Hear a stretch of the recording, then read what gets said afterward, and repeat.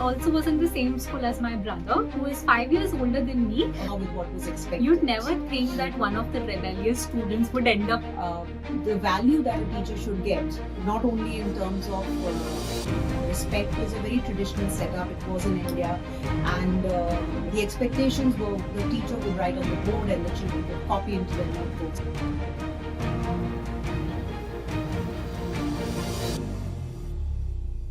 Hi Mukta ma'am, how are you doing? Hi Cheshta, I'm fantastic. I'm so excited to be here. I am excited too, and I'll tell you why that is.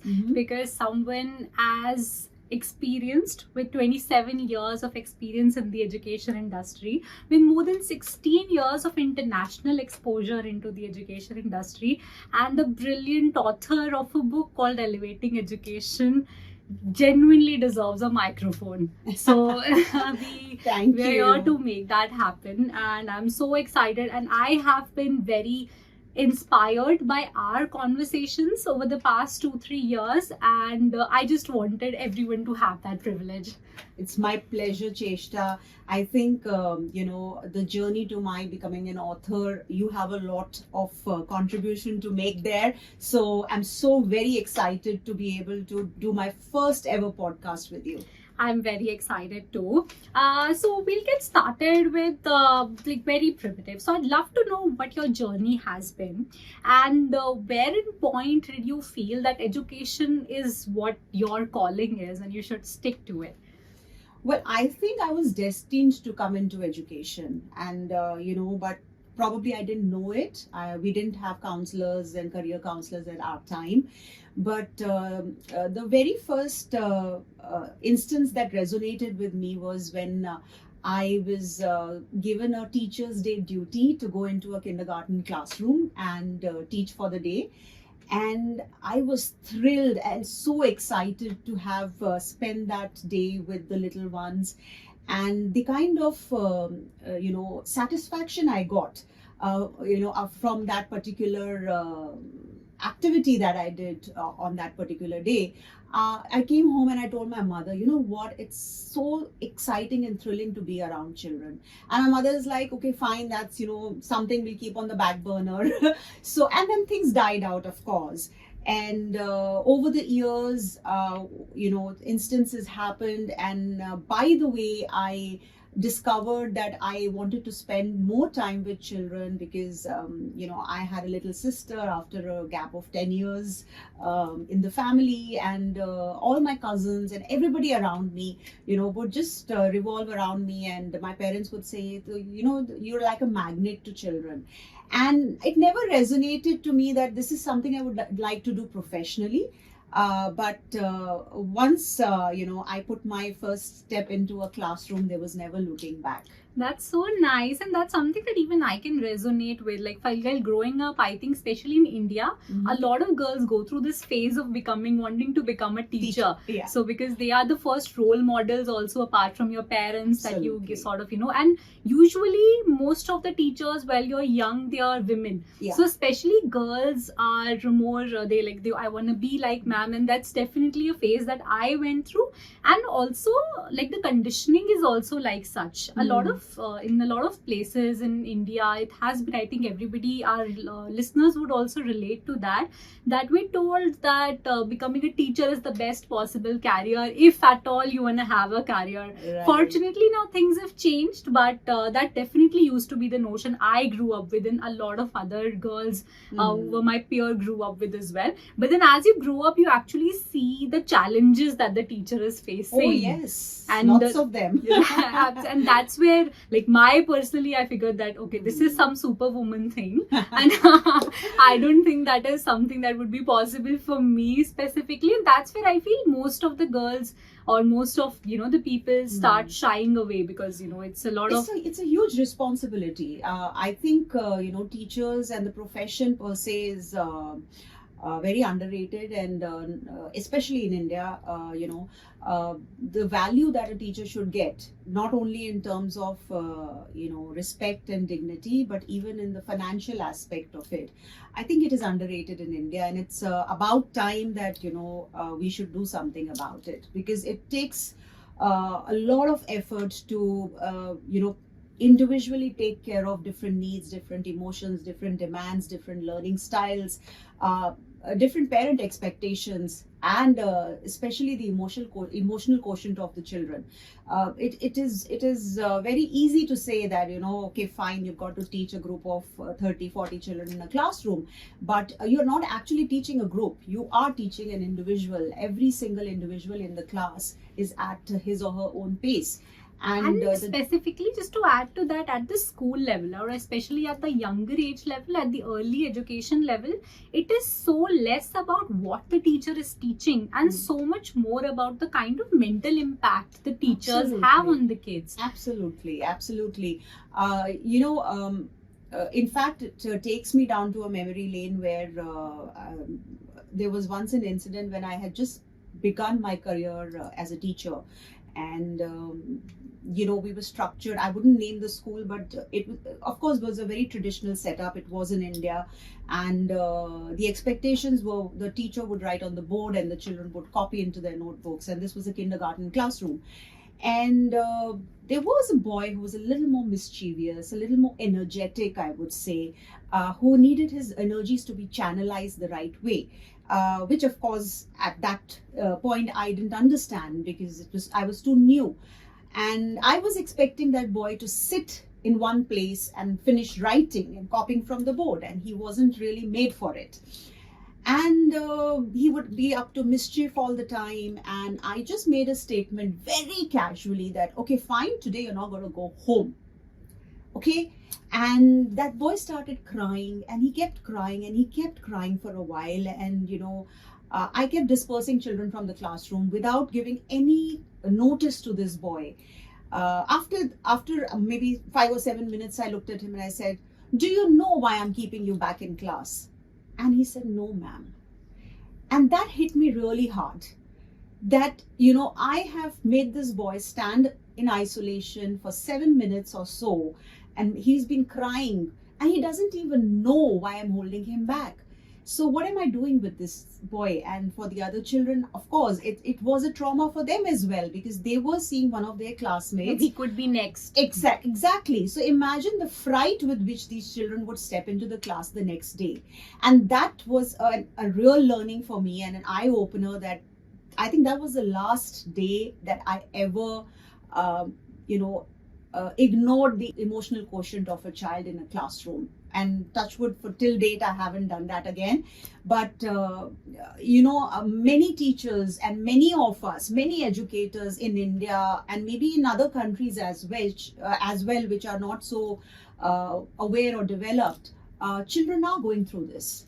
Absolutely. And as from a teacher's perspective, it is also something to do with that this is the kind of teaching experience they grew up with. Exactly. Right. Because when we were, every teacher of course takes notes from the teacher that they were taught. Absolutely. Right. And of course, when this was a norm, right, using punishment as a system, or using just reward based working as a system was the norm. And especially in a country like India, where corporal punishments also used to be a very rampant thing in the education system, specifically at the school level. So this is the kind of teaching experience the current teachers have grown up. Absolutely. They don't know any better.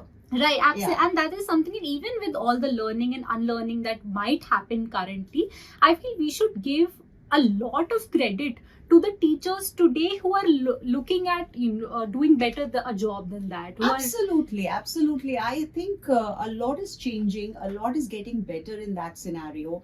And thanks to the government policies and the awareness the government is creating, a lot of training that is coming in through the boards as well, things are changing. But then again, who are conducting these trainings and how effective they are, who is receiving the audience, are they receptive enough, or are they going through that training just because they have to tick a box? makes a huge difference. Absolutely. And before we get to your professional journey and just dive into it, Mm. I'd love to have this podcast tell our viewers and listeners more about you, right? So I'd love to know what your schooling experience, what your college experience was like, and specifically if there were any instances from your teachers that made you feel, oh, I want to be a teacher to do that, or that I really want to be a teacher so that so that my students never get to go through that. Yeah, so I would say it's the second one. Okay. You know, I really, with all due respect to all my teachers who are watching this, we were brought up in a time and generation where, like we discussed, the traditional, pattern of teaching was accepted and understood by all, including our parents.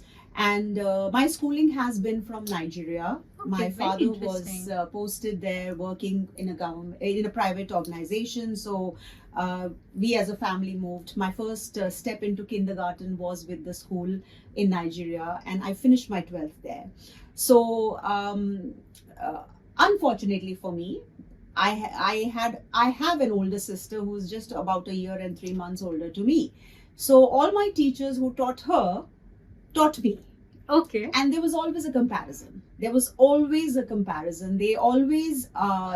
expected me to be like her, and I wasn't. I was me, which nobody understood at that point of time. I was always expected to replicate her performances, replicate her conduct and behavior. And my sister was a really good student. I was someone who was wanting to explore, wanting to ask logics, wanting to ask the why and not the what. And not everybody had the patience to give me the answers. Some of them thought I was a rebel. I was often taken to task by my teachers. And because I learned differently and I wasn't taught that way. Of course, my performance wasn't as at par with what was expected. You'd never think that one of the rebellious students would end up becoming a principal. Absolutely. You would think it would be a topper's profession only. No, but that was one of the reasons when I was given a chance to explore teaching as a profession, I wanted to take it up because I wanted to make that difference. I understood that there are so many around who are like me and who need a teacher who can make that difference. So I began my education journey keeping that in my mind, that I'm going to have a classroom or a school now that I lead on one, which is not going to hold a child accountable for his or her performance based on a similar cloth line. We are going to look at their benchmark, and then we are going to look at the progress they make and celebrate that progress. Even if it's from an A to B, that's perfectly fine.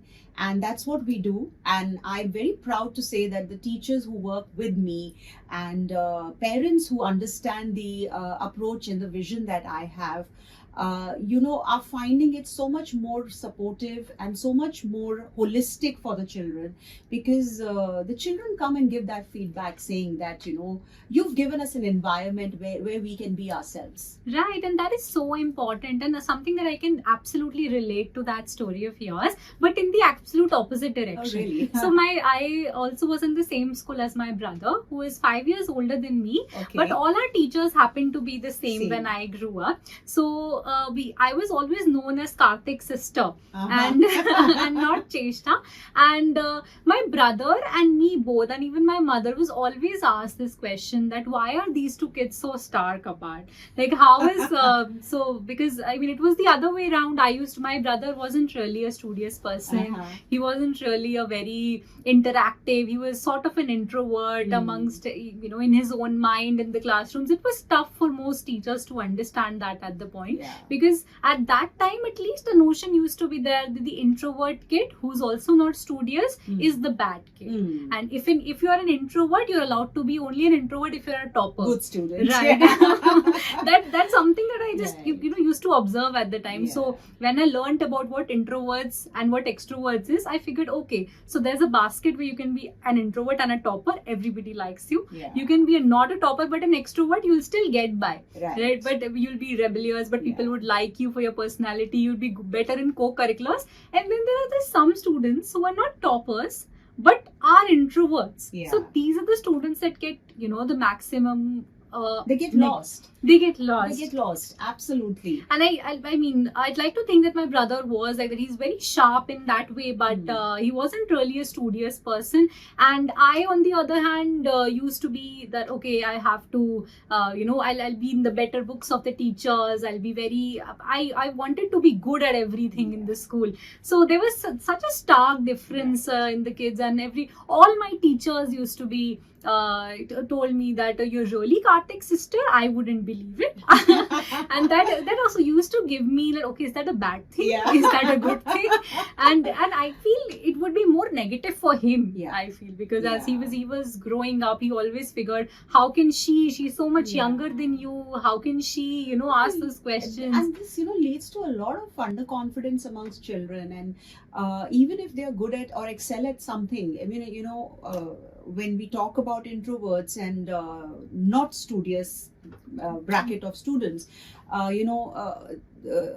many a times when I tell my teachers to design display boards and creative display around the classrooms, and they'll be very excited, they'll come up with something, ma'am ye banaya, humne ye banaya, and all that, and I'm like, why are you making this? What is your purpose?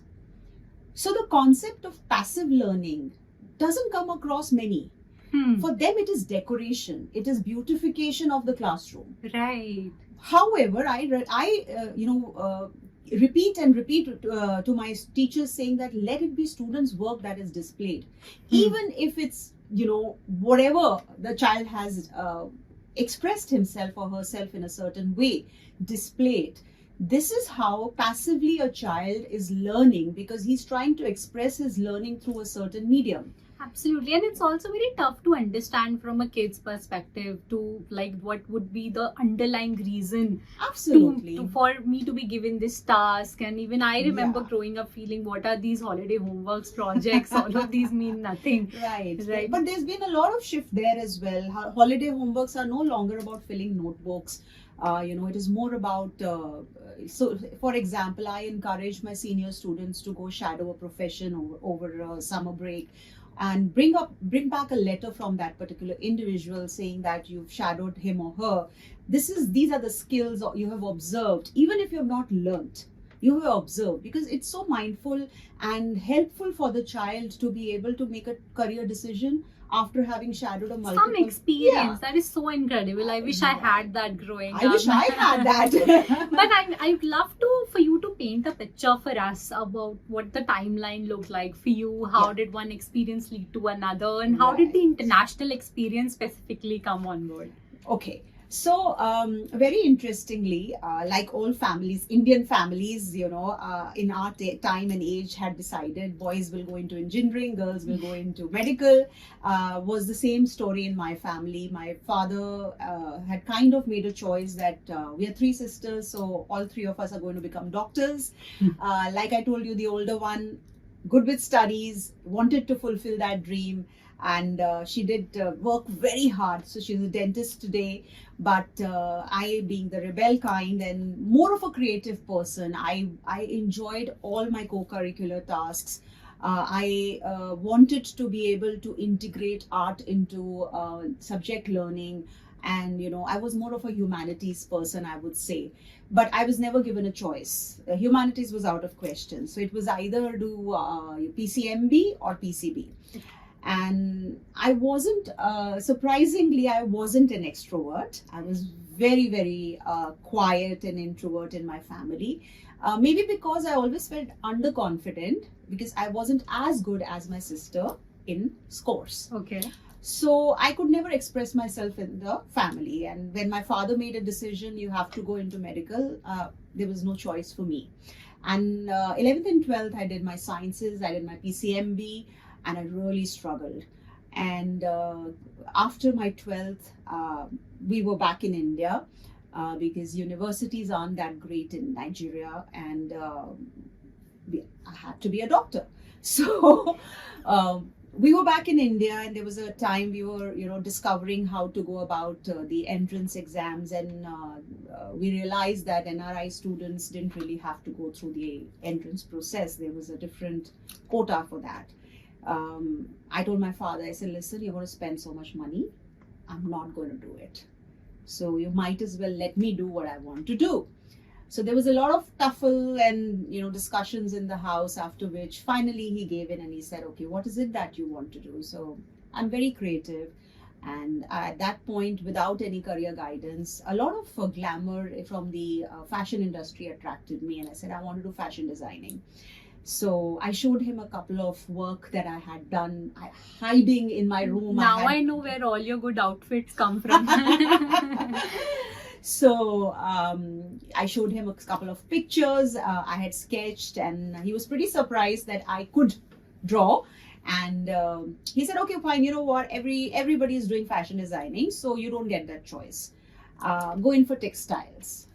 So I very quietly accepted that option, because at least I was getting into designing, But after having done 3 years of textile designing, I started my first job with a textile firm in Faridabad, near the border.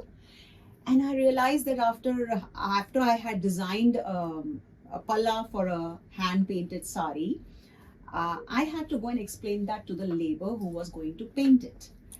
And that was a shocker for me, because having grown up in Nigeria, having spoken always in English, and now being, in a position where I have to explain to the laborers, not really, disrespecting anyone, but it was difficult for me. I wasn't able to communicate my thoughts and my ideas to that platform, and which kind of really disheartened me. And I did not go for my job the next month. And I would leave home, I would go to my friend's place, and I would take a nap. And that happened for a month, but obviously after that month, it was time for paycheck, and I didn't get any because I wasn't going, and I had to break the news to my father. And I was very scared, because, I had really fought for this. And eventually my father was like, what are you doing in life? And how old were you at this point? I was 22, Okay. 21, 22, yeah. So then, of course, he sat me down. He asked me, what is it that you want to do now? And how are we going to take things forward? You have 3 years of your life, you have spent in something that now you don't want to take forward. So I said, no, you know what? I see, this is again a divine calling, I think. I said, you know what? I have realized in my journey in these 3 years that there are a lot of girls from Faridabad and NCR who want to travel to Delhi for all such courses, vocational learning, but there wasn't any opportunity for them to do so in Faridabad. And many parents did not want them to travel all the way to Delhi with, limited public transport and a lot of safety concerns that parents would have. So I convinced my father to start an institute in Faridabad, and we started one by the name Mona Lisa Institute in NIT, and it did pretty well. So we offered all vocational courses, designing, jewelry, interior, fashion, textile, yeah. And we did pretty well, In the first year itself, we had approximately 250 students to begin with in multiple courses. And then we started getting a lot of inquiry for nursery teachers training. Okay. So when that started happening, I told my father, I said, you know what, I would like to first enroll myself, get a hang of the curriculum. And if I feel that we are good to go, then we will start offering that in our institute. So that's how I enrolled myself for nursery teachers trainer. Okay. And as a part of my internship, I had to go and teach for a month in a classroom. And that was it. There was no stepping back from there. Oh, that's that was amazing. my calling. That's a very unique way of stepping into a career. Absolutely. And so what happened to the institute? My father ran that for a couple of years, and then he got an opportunity to move to Botswana for his work. And when he did that, he gave me a choice, teaching or the institute. And I said teaching. Ah. So we had to eventually wrap up with the institute, and we moved to Botswana. And that's how my first exposure to teaching as a profession internationally happened. I think it found you. It more found than- me, absolutely. Divine calling, I would say. I was born to be a teacher. And for 6 years I worked there, and that was a completely different environment and platform for me. Though as a student I had been in an international setup, it was very different, because you are only interacting with students from different cultural backgrounds. But the moment you step into an environment where you have teachers from different cultural backgrounds, and students also accept you, being an expat in that country, and how you can then bring the learning of their traditions and integrate that to the learning of the subjects into the classrooms. And I think I've been blessed to have fantastic mentors all my professional journey that I've had. I haven't had a leader or a mentor who hasn't been supportive or from whom I've not learned. And how did the transition to Dubai happen, or the international experience happen? Yes, so having worked for 6 years in Botswana, and then we eventually came back, and I was still my daddy's little daughter. So he wrapped up, I wrapped up, and we came back. But there came a point when I told my father, you know what, now is my time to spread my wings. I cannot always be, accompanying you and moving around with you.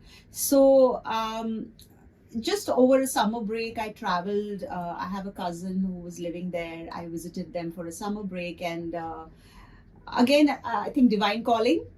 We were going out shopping, and he had a meeting at a particular place very close to a GEM school.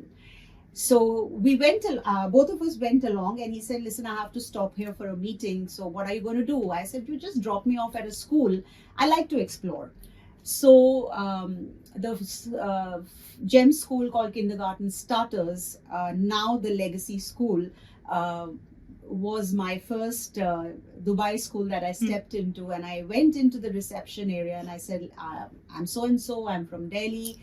And I'm an educator and I like exploring schools. So if it's okay with the principal, I would like to just do a learning walk. And it so happened that the headmistress of that school also was from Delhi. Okay. And when you're out of your own country, you see people from your similar place. You like Absolutely. to connect. So she walked out of her office. She came to see me at the reception. We had an interaction. She took me to meet the principal.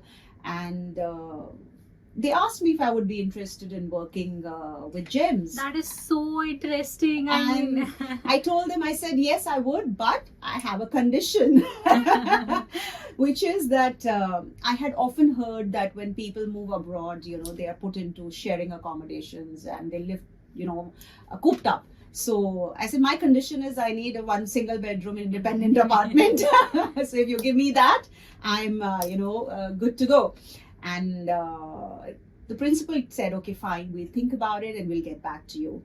And that's about it. That is And, so interesting. I mean, for everyone who thinks that there are no opportunities that come for me, yeah. there is, there are no opportunities available, all kinds of excuses of not having something. But then something so simple as just walking into what you want made it happen for you. Absolutely. I mean, I think it just fell into my lap. And I think I'd say that you made that happen by making the effort of walking into the school, introducing yourself, Probably. being out there. Absolutely. And I tell that to my teachers. I tell that to all the staff who's with me that, don't treat a holiday or a vacation just to kill time. You must read, you must research, you must explore. If you're traveling to any state, any place, it hardly take you an hour, but do step into a school. Do go and, try to find out what is different that's happening there, because you will always get a learning moment. and that learning moment might change into a life moment. Absolutely, and that is something even generally everyone can relate to. That we want something but we feel scared to show up for that, or we feel that probably there has to be some opening that we'll only fill up, or because there was no opportunity out there, right? No. But you build it. I built it. Yes. Literal definition of when there's no Yeah. opportunity knocking at your door, build the door. Yeah. So you really made that happen. I think Right. that's so inspiring. I feel that even I am going to think about doing this more than I usually do, like stepping Yeah. into probably investors' offices or Should stepping do. into schools. I believe that the more you interact, the more you learn, of course, but the more opportunities open for you. Because if you're going to sit at home and pray and imagine that one fine day something wonderful is going to happen to me, it'll never happen. Absolutely, and that is so inspiring. But I'd love to know more about what was the journey, what was the experience like with GEMS, and startlingly that now you have an experience in India as well. How were the management or the schooling structure different from Dubai to India? Very different. So initially when I stepped in fact, I want to take you back to my Botswana experience. When I initially stepped into a classroom there, I had a strength of 25 students, assistant teacher, and myself. And we only had 2 round tables and 10 chairs. And I went running to the operations in charge, and I told her, I said, you know what, we don't have enough furniture. And she's like, how's that possible? Let me go into the class and say, I said, no, we don't have enough furniture. And, children can't sit, they don't have place to work. And I made a big noise about it. So when she entered the classroom and she looked at it, she said, you have furniture? I was like, yeah, but only 2 tables and 10 chairs and 25 children. And she laughed and she said, Mukta, we don't make everybody sit and write at the same time. So you got to innovate. And that was a message for me that you can actually do things differently. Unlike what India does is, every single child, 1 table to 1 chair, and you come, you hang your bag, you sit in your seat, there's a rotation of chairs, and you get a chance to sit on the front row someday. And so there is no very scope, colonial very, office very type, theatre type.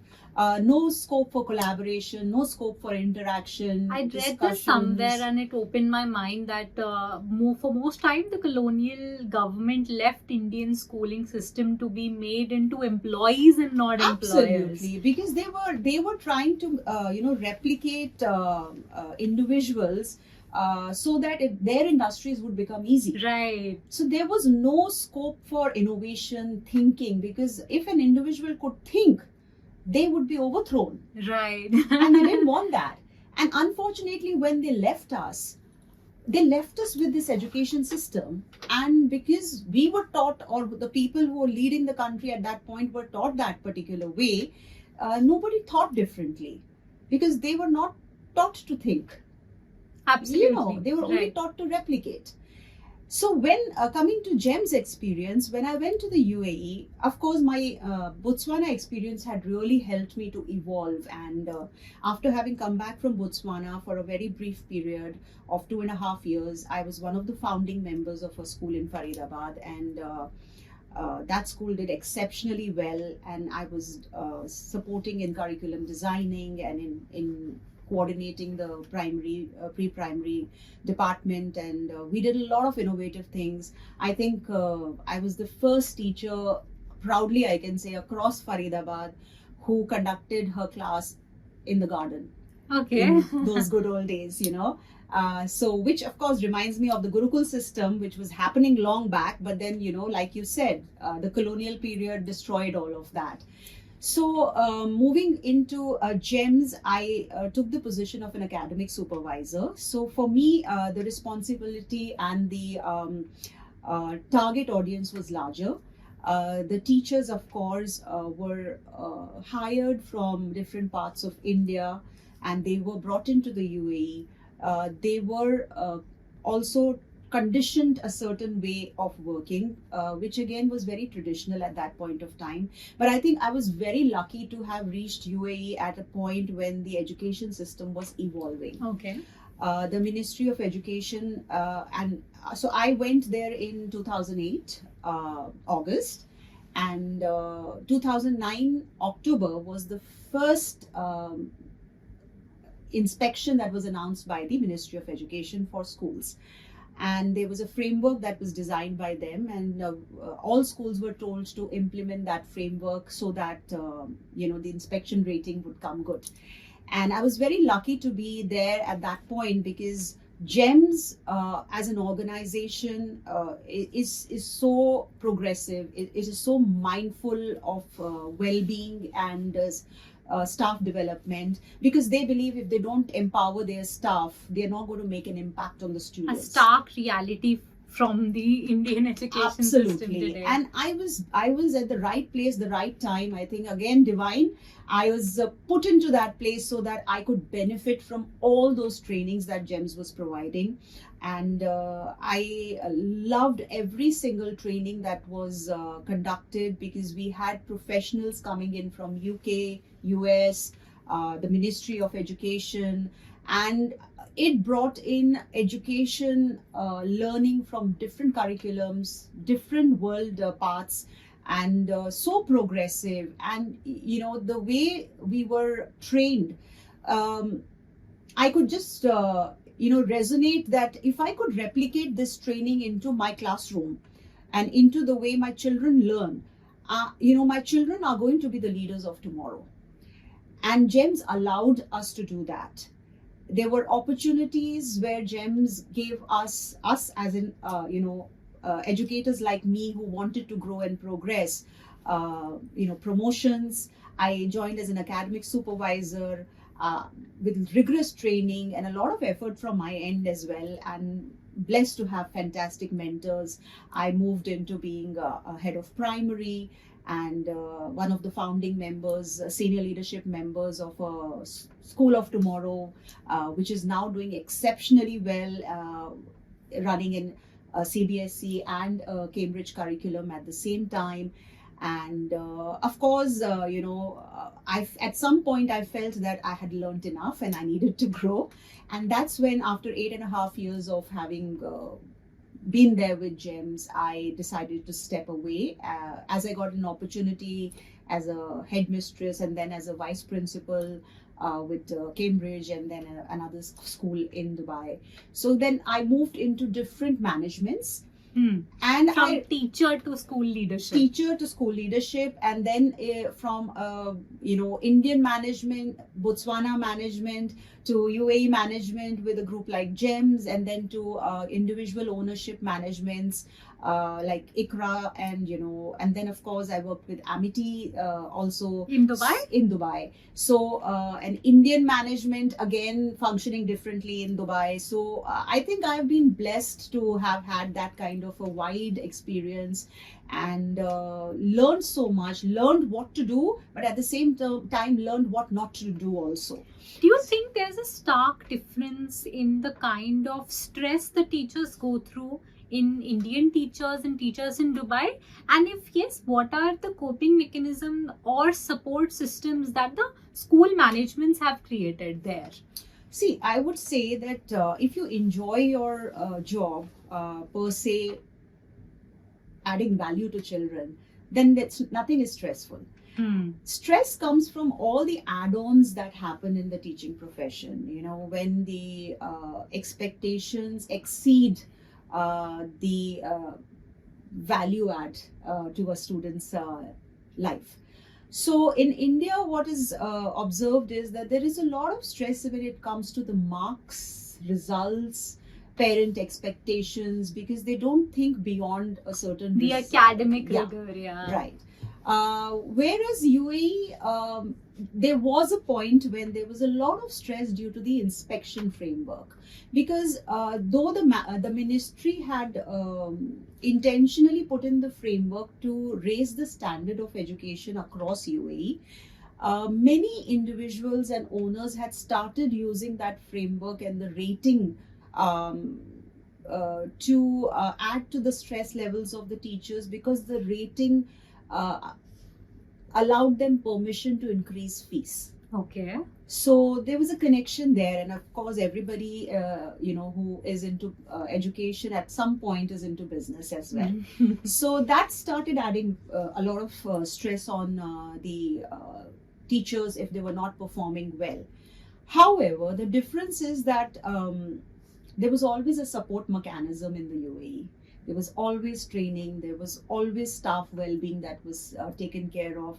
There was always a budget that was dedicated to staff PDs, to staff well-being programs, and lighter moments, taking them And out. was this budget irrespective of the inspection, or Irrespective, okay? it's always Hmm. there. While here, something that I've noticed is that the budget will only come if it is absolutely required to Absolutely. complete the I hours. have seen schools without naming that don't run on budgets. Hmm. So in India, that's very, very different and very, very difficult for leaders like us. Because when there is no budget and you have to, kind of tick a box to do certain things, you're not really adding value. And sometimes. Specifically from like Indian school directors' perspective, Hmm. usually the training, specifically the teacher training, is not looked at something that is directly beneficial to them. Right. Of course, there'll be some my controversial opinion here probably, but I'd like to add that there's a lot of noise about education to ab dhanda ban gaya hai, it's only business, and education, the gyan should never be business. But I think I disagree. I feel Yeah. otherwise, because if there wouldn't be a business incentive Mhm. for a director or a school owner to run a school, or probably just a growth incentive for a school owner, there would be a lot of complacency. And that's Absolutely. something that you would, talking about the majority here, of course the exceptions are there, but usually the schools who are more run like an NGO, or they are not, well known for not being capitalistic in nature. Of course, there are good parts of it wherein, it's more affordable for the students. It Yeah. is more, in line with what the parents need in terms of the affordability factor. But at the same time, those schools are very complacent They in are. terms of what they're doing. Absolutely. And especially in the current decade of India, where Hmm. education system is evolving like it is never before, Right. with the new educational policy also coming in, complacency is the worst thing a school can do. Absolutely, Right. absolutely. And I think the biggest mistake that any country can make is not investing in education. Absolutely, yeah. Because if you want your country to progress, and I think that's what is happening now with the vision that our current Prime Minister has, that we want to be at par with what the global, industry or the global benchmark is. And why can't we be? The 5 trillion economy. Absolutely. And it can't happen without It education can't being happen without education. So education and healthcare are two things that one needs to invest in. And these are both the things that there is this notion that education and health should never be businesses. Yeah. They should always be, just well, very contrary, because this is what I have mentioned in the book, and this is one of the reasons why I authored the book, because I realized that a lot of stakeholders, directors and owners are taking teacher training and teacher upskilling very lightly, without realizing that teacher upskilling actually is adding value to the students who are in your school or under your care. The more you upscale a teacher, the better the student outcomes. And if stakeholders don't understand that relation between a teacher upskilling and a student outcome, then that's sad. And I think what the reason, so in my conversation with numerous directors, the starking reason that has come out is what this teacher would leave me, right? If Yeah. I invest on the teacher, on her Yeah. upskilling or his or her upskilling, and subsequently in 1 year, 2 years down the line, she would end up joining another school. Yeah. What would that investment get me then? Right. So that is, I think, unless there is, of course, for the purpose and passion of education, for uplifting the student outcomes, there definitely should be teacher training being taken very seriously by the directors, by the school managements. But I feel for it to actually being adopted in majority of the school, we have to create a correlation between direct school growth or direct venture growth Mhm. from uplifting a teacher, for upskilling a teacher. Mm. So probably you could look at it that,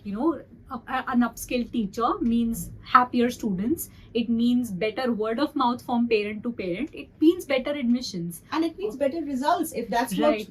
what you're Right. looking at. Right, You know? exactly. So yeah, I totally agree with you. And upskilling doesn't only have to be a subject-focused upskilling. Upskilling, when we talk about social emotional learning, when we talk about positive affirmations in classroom, assessments, feedback, I mean, there's a range.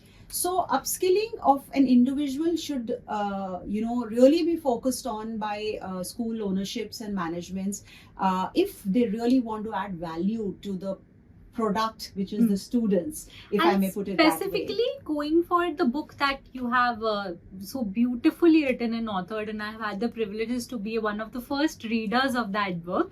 It really opened my eyes as to also how much of a responsibility is of a teacher herself, Absolutely. right? To upskill herself, or to look at opportunities where she could progress further, and or he or she could progress further. And I mean, I just love for you to paint a picture that why are teachers in India specifically, just a trend that I have observed, very confused as to with their career path. Why don't they have very gigantic, goals and aspirations as to progressing internationally or upskilling themselves personally? Why is that? And if a teacher wants to be hired internationally, if an Indian teacher wants to be hired internationally, what are the first 5 steps he or she could take? Right.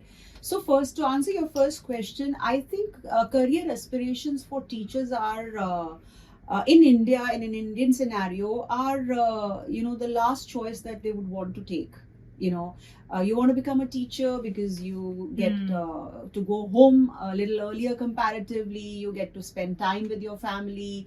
Probably, if my kids are studying in a certain school, I would like to just become a teacher so I can go and come with my children. So it's more of their household convenience that they look at versus a career path. That's so true. Right, and many parents also. I have had candidates in interviews who've been MBAs and CAs, and after which they've gone in and done an B.Ed, and they've when you ask them, they say this was the most convenient option. So teaching as a passion is not there, right? It's a choice that they make so that their personal life is also taken care of without much of a disturbance. Which means this particular teacher is not interested in her career path, is not going to invest extra time, energy, or money if she has to in because upskilling. it's only out of convenience Absolutely. and not out of passion. And there will come a point when her children will be old enough, and for which she will say, now my children have grown up, so now I don't need to do anything. I'm going to sit at home and I'm no longer a teacher. So you're only a teacher as long as it's convenient to you. For such individuals, upskilling will never be something that they will take seriously. However, there are a set of teachers or individuals who do wish to, move ahead in their career path.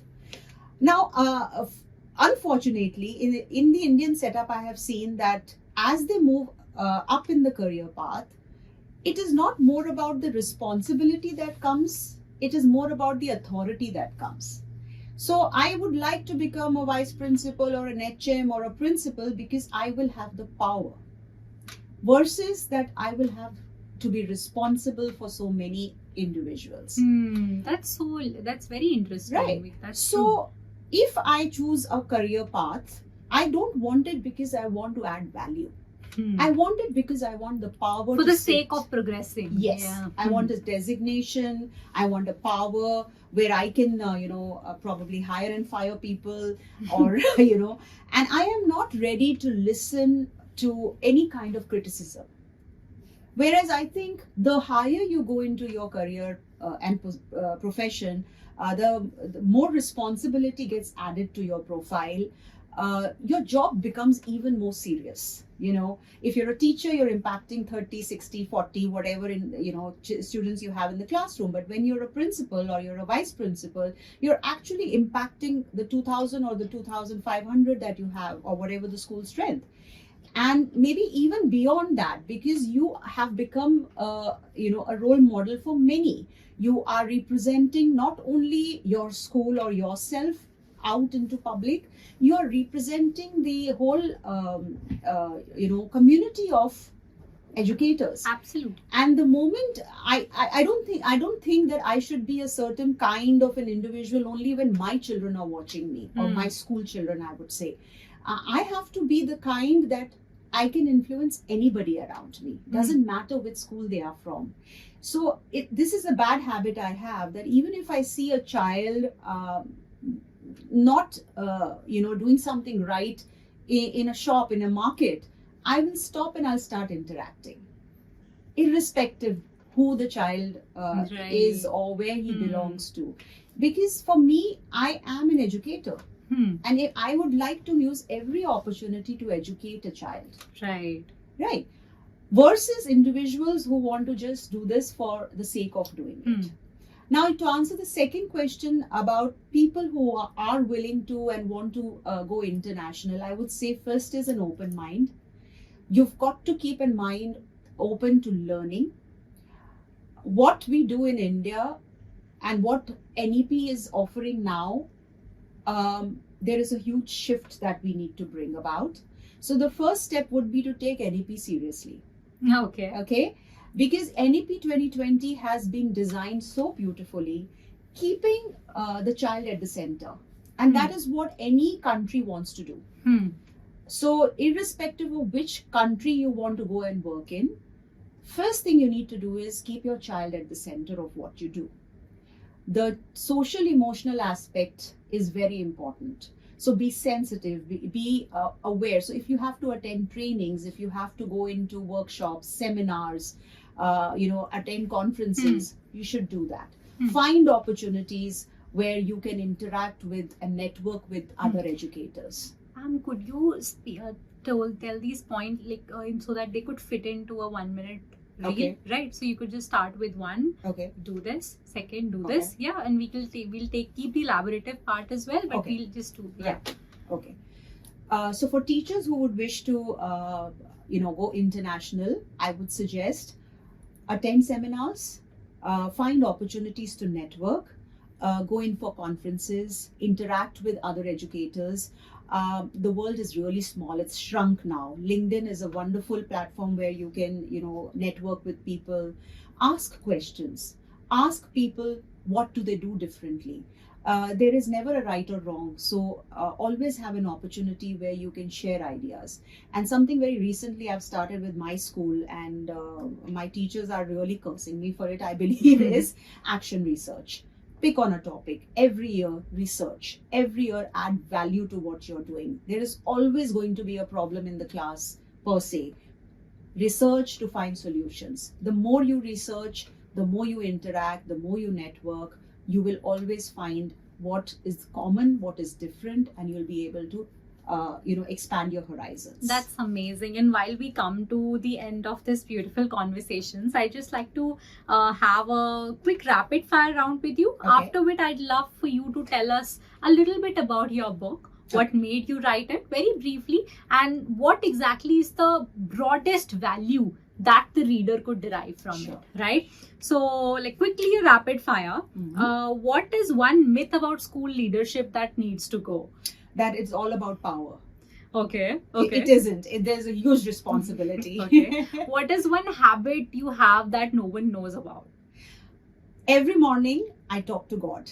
Oh, that's very nice. Okay, if you could change your lives with any educationist, who would it be for one day? Maria Montessori. Okay. I would love to, see her perspective of what she sees in students. Okay. If you could just quickly fix with a button one thing in the Indian education system, what would it be? Keep students at the center of what you do. Okay. And what is one guilty pleasure that you totally indulge in after a hectic day? I sleep. Okay. What is one, if you could relive one day in your career, what would it be? Relive one day in my career. I think I start fresh every single day. Okay. So, but there must be a day that is so close to you that I'd love to, experience that again. I think the day I did my internship and the first day I stepped into the classroom. Oh, that is so incredible. And if you could give one message to every teacher listening this, what would it be? Keep learning. You should keep learning every single day. And for teachers who think that they know it all, you really don't. You must learn. Sometimes you learn from your students also. So continue learning. That's amazing. And with that, we'd love to know about your book, Elevating Education, Chalk to Change. And personally, as a reader, it has been one of the most eye-opening reads about the education system. If you are a geek and a nerd for the Indian education system or the education system in general, like I am, you should definitely give it a read. And I'd love to know from you about the experience of being an author of that book as well. Well, I had actually never thought that I will author a book, and this all happened because I met you. So, over our conversation, when I was so passionately discussing about the need for changing the perspective of teachers in India, because I had worked in a different setup and I'd come back to India after 12 years in the UAE. I realized that there was so much I had to say, and if I could get a platform like such, it would be fantastic. And my conversation with you just encouraged me to do that. So thank you for that, Cheshta, first. And so the writing that book really happened because I found there was a stark difference between what I was practicing abroad versus what was happening in India. And I felt there was a need to reach out to a larger audience because unless all stakeholders, especially the owners, directors, and the principals, school leaders, understand the direct connection between teacher upskilling and student performance, not much will be done. And like I said, we need to invest in our education here because we really want our future to be as bright and as impressive as other countries. We want people to come and work in our country versus us going and working in other countries. Absolutely. I mean, I think the conversation should be internationally, the teachers talking about how do you get hired as a teacher in India. Absolutely. So let's aspire for an education system like that. Right. And if it was an incredible conversation with you, Mukta ma'am, as always, I always feel like a little learner, like I was in school whenever I meet her. If you want to learn more about her impressive thoughts and just upskill yourself as a teacher or as anybody into this field, do check out and buy her book, Elevating Education, Chalk to Change, from the link down below. And if you are a school leader or a leader in the education industry and you want to be a part of this podcast, also fill out the form in the description below. Thank you, Cheshta. It's been so exciting and a pleasure to, reflect back on my journey. And I think it gives me all the power to continue to do more and add more value. And I would love to have, a lot of my team, my people, when I say my people, it's the staff that I work with, get empowered and become leaders of tomorrow. So keep upskilling yourself. Okay. Right. Thank you so much for being here, ma'am. Thank you, dear.